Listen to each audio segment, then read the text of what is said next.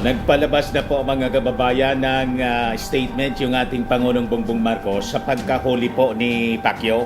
Nilinaw dito ng ating Pangulong Bongbong Marcos na hindi po basta sumuko si Pacquiao, kundi base po sa information mismo sa kanya ng PNP, DILG Secretary Benhur Abalos, na corner po na si Pacquiao. Tama yung mga analysis natin. Kaya sumurrender na lang siya kasi sukol na po. Wala na po siyang tatakasan. Yan nga sabi natin mga kababayan. Gusto Nagbabagang mga balita at pagtalakay sa mga isyu na lipunan. Pulsa, opinyon, para at paglalantad sa katotohanan. Pulsa, what you see is what you get. Unisan. Gustong paatrasin ni Bato yung PNP, tactical retreat daw muna. Alam na natin ang motibo ni Bato para po makaiskapo. Dapat si Bato ang isa lang po sa congressional investigation in relation dito po sa issue ng pagkahuli kay Pacquiao. Yan niya Mr. Maravillas. Doon nga sa AGK ayaw mag-attend sa Congress, citing parliamentary courtesy. Palusot ni Bato. O ngayon, bistado na siya mga kababayan kung ano yung kanyang motibo. At least, alam ninyo mga kababayan, na corner si Pacquiao ng ating mga authorities. Kaya sumurrender na lang po siya. Kayong naniniwala doon sa kwento ng kanyang abogado at yung mga nausog po na mga vloggers, isang tambak na mga sinungaling yun. Sabi nila wala doon. O, di nauli doon. Di napatunayang sinungaling po si Atty. Torion. Kasama nga siya pa doon. May picture agad with Pacquiao. Pakinggan natin po yung ambos interview sa ating Pangulong Bongbong Marcos. Kasi siyempre, yung tanong ng mainstream media, kung isusurrender, ito turn over si Pacquiao sa mga US authorities. Kasi di ba may kaso siya doon. The same case. Ito mga kababayan, first-hand information ito. Ang nag-send sa atin nito, mismo yung Presidential Communications Office. Reliable tayo po. Direkta tayo ang sources natin sa PCO. Kaya hindi tayo fake news po. Ang fake news yung mga nausog. Yan ambos interview with President BBM. Ngayon lang ito mga kababayan. Sinid sa atin.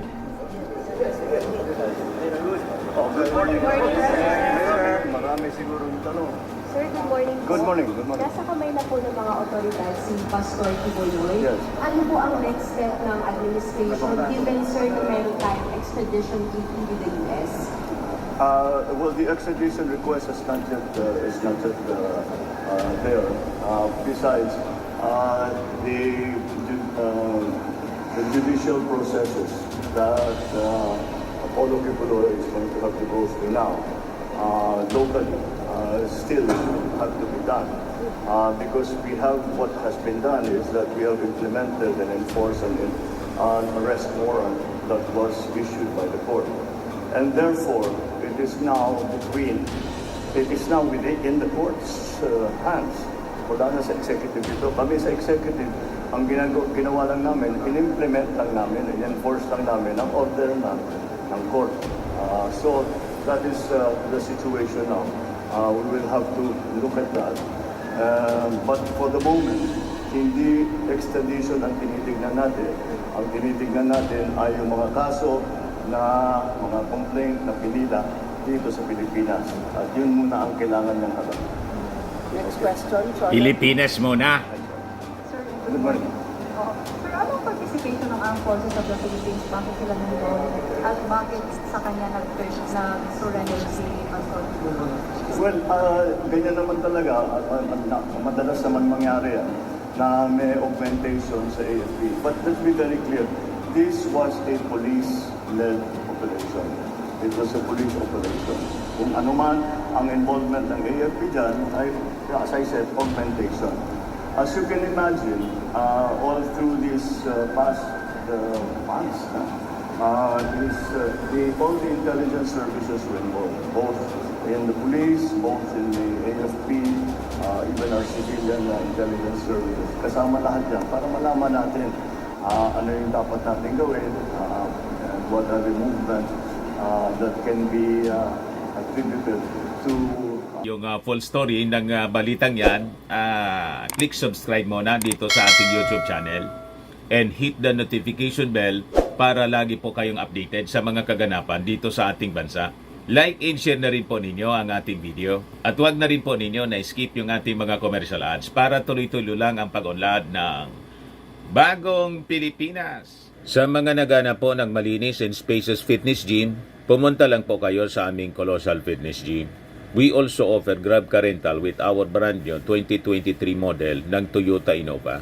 We also accept booking for those who are planning to travel via PAL, Cebu Pacific, and other airline companies, local and international, and bills payment for Meralco Bills, Aleco Bills, PLDT, etc.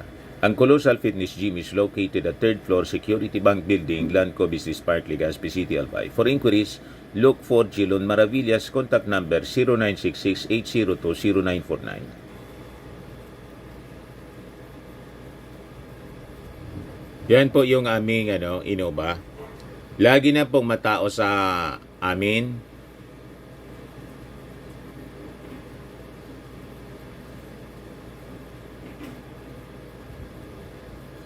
Yan po mga bagong clients namin. Napakaganda at colorful at napakalinis ng aming gym po. Pati mga foreigners po pumupunta sa amin, mga British tourist po sila dito sa Legazpi. Na-set up na rin po yung aming mga brand new gym equipment.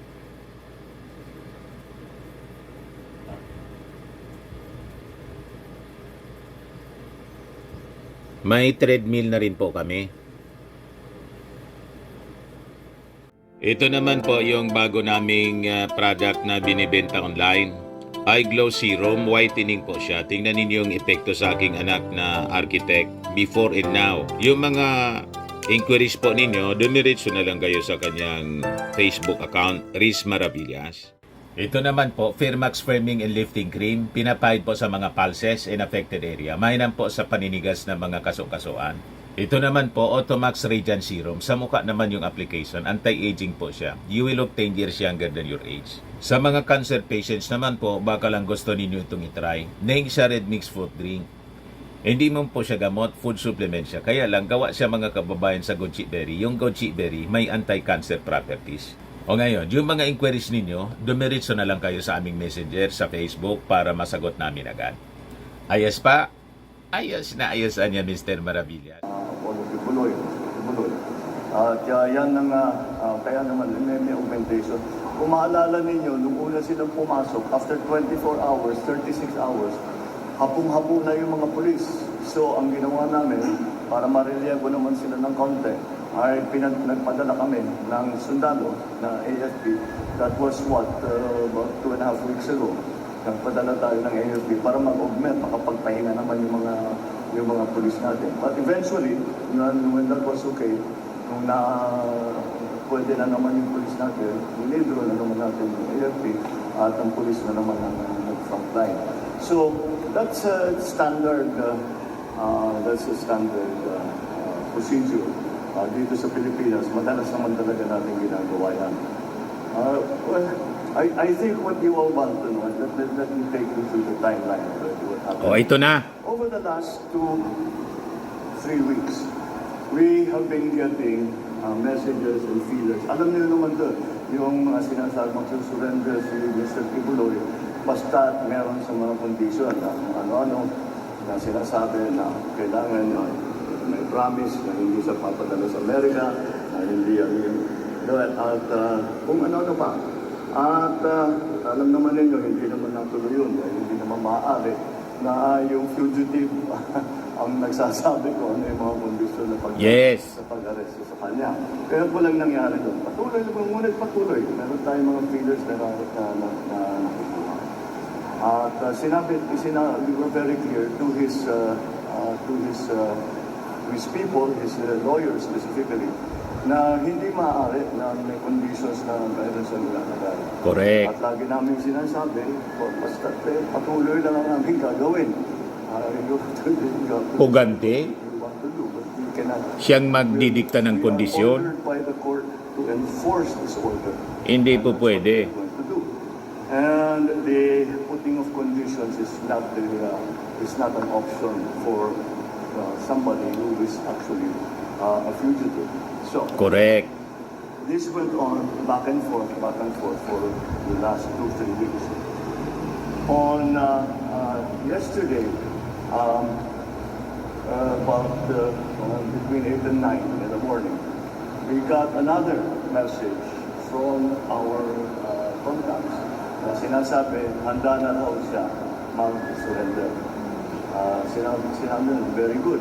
Wala nang conditions. Wala na yung mga conditions na dati inilalagay. So, sabi namin, fine. Pero sabi niya, sana may presence ng AFP dahil wala daw siyang tiwala sa police.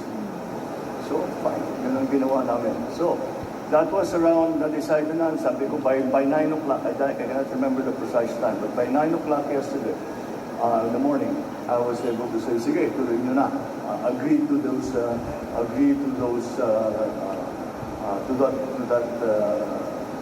scenario. So, and that was it. So, tuloy-tuloy na pag-usap. How do we do it? This way. By, at 3:40 in the afternoon of yesterday, lumipad na yung C-130 papuntang Davao para susunduin na siya.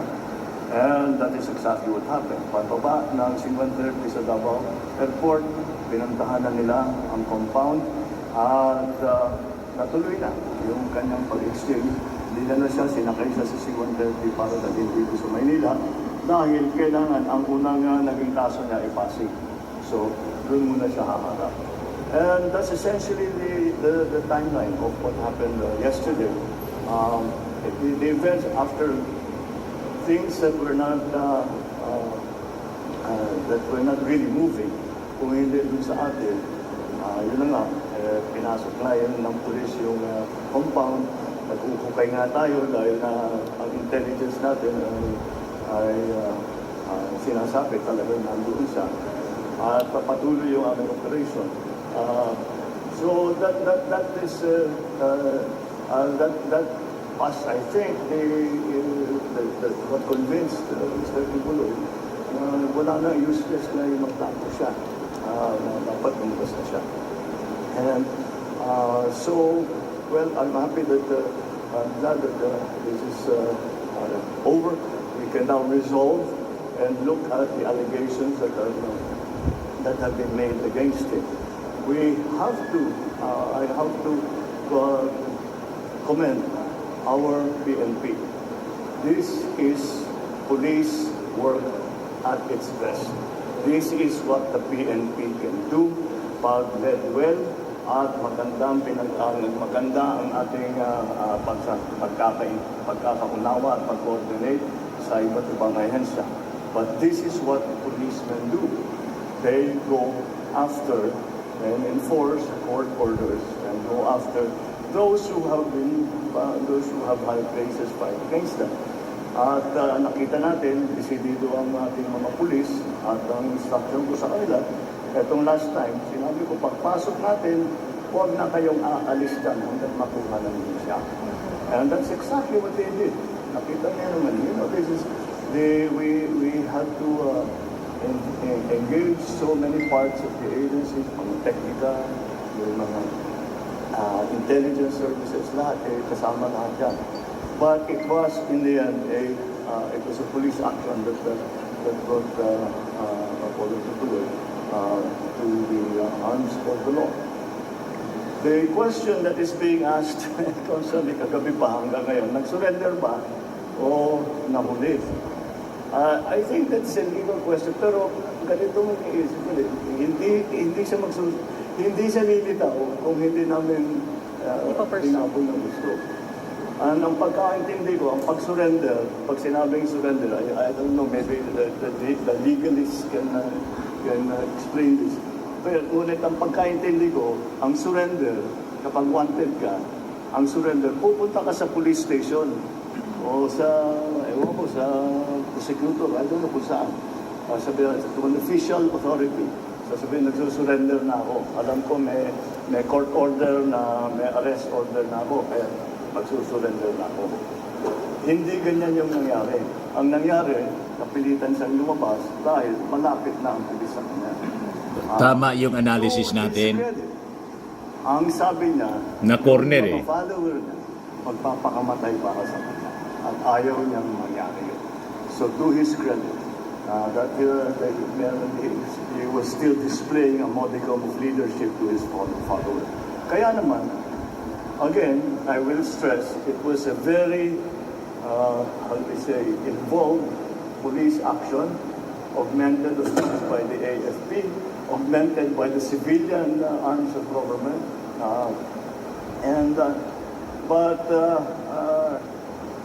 it was, once again, it was really through the efforts of what our policemen did.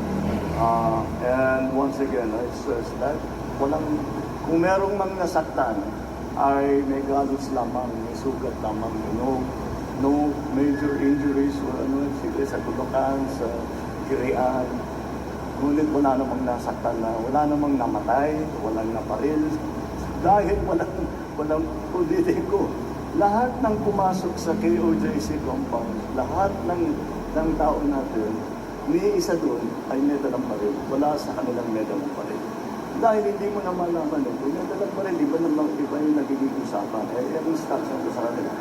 Wala akong gusto masaktan. Hindi ko naman gusto saktan yung mga member ng KOJC. Dahil tinutulungan lang nila yung kanilang sinusundan na leader. Bakit pinasapat natin sa sasaktan? Ba't pa tayo magdadala ng paril? So, ganun na lang. And so, again, this is how it should be done. You can't do this without hurting anyone. You can't do this without shooting anyone. Ayun. That is what police Paya work. si Mauding. And this is police work. At this is Walang EJK. ng ating mga kapulisan. Walang violence. Yung behind the scenes na na-involved. Ang ating chief PNP ay talagang all the time, araw-araw nagre-report sa akin, sometimes 2-3 Patama times a day, sa mga nausog. Ano yung mga pangyayari doon sa Davao. So, it is really with some relief that I can say that at least this phase of that operation is now over, and we now leave Mr. Kibuloy to the judiciary, to the judicial system, and siyempre, babantayin na, itatama naman ang nangyayari na lahat ng kanyang karapatan, walang nasasagasaan sa karapatan niya, wala namang ibabaliwala sa kanyang kahilingan, kung ano man yun. But again, there is no special treatment. Although he's a very prominent person, we actually, hindi na, kahit nas may magsabi na gawin natin special treatment, hindi namin alam gawin yun eh. We don't know what special treatment is. So we will treat him like any other arrested person and respect his rights. And we will go through the process. The process will be transparent. Everyone who is involved will be accountable. And we will demonstrate once again to the world that our judicial system in the Philippines is active, is vibrant, and is working. Right? Thank you. Malinaw po, mga kababayan, walang intensyong manakit ang ating mga authorities. Ang misyon talaga, mga kababayan, ay i-arrest lang po siya, no? I-serve yung warrant of arrest at i-arap sa korte si Pacquiao. O ngayon, basag na basag yung mga propaganda ng mga taga-nausog, yung mga taga-Kingdom of Jesus Christ, yung mga members ni Pacquiao. Walang katotohanan yung mga kwento ninyo at walang maniniwala sa inyo. Lahat kayo mga sinungaling. O di ba? Napatunayan na sinungaling kayo kasi tinatago talaga ninyo dyan sa compound. O ngayon, napatunayan po ni General Torre. So mabuhay si General Torre. Ngayon, gusto ninyong siraan sa pamamagitan ng pagpapakalat ng mga fake news na hindi man si General Torre ang nakahuli. Kombinasyon po yun ng ISAF at ang lead agency, yung PNP. mga kababayan. At alam naman natin, last week pa, nagpadala ng reinforcement yung ating military. Tama yung analysis natin. Gusto ninyong ipahiya si General Torre. Kaya sumurrender sa ISAF. Pero wala pang problema yon. Iisa lang ang result, mga kababayan. Natiklo si Pacquiao. Ang malinaw, sumurrender siya kasi po nasa kote na siya, na corner. Tulad ng ating mga sinasabi, that is my analysis. So tama yung ating analysis based mismo sa sinabi ng ating Pangulong Bongbong Marcos ngayon. So mabuhay po ang ating magiting na General Nicolas Torre. Malamang ma-promote agad ito, mga kababayan, si General Torre. Mabuhay ang ating Armed Forces. Mabuhay yung ating DILG Secretary Benhur Abalos. Mabuhay si General Romel Marbil. At mabuhay yung ating Pangulong BBM. Napakahinahon po ng ating Pangulong Bongbong. Walang karahasan na ginagamit po sa ganitong i-enforce ng ating batas. Bloodless po. Pwede pala ang ganitong uri, mga kababayan, ng operation. Walang pagdanap ng dugo. Malayong malayo sa previous administration.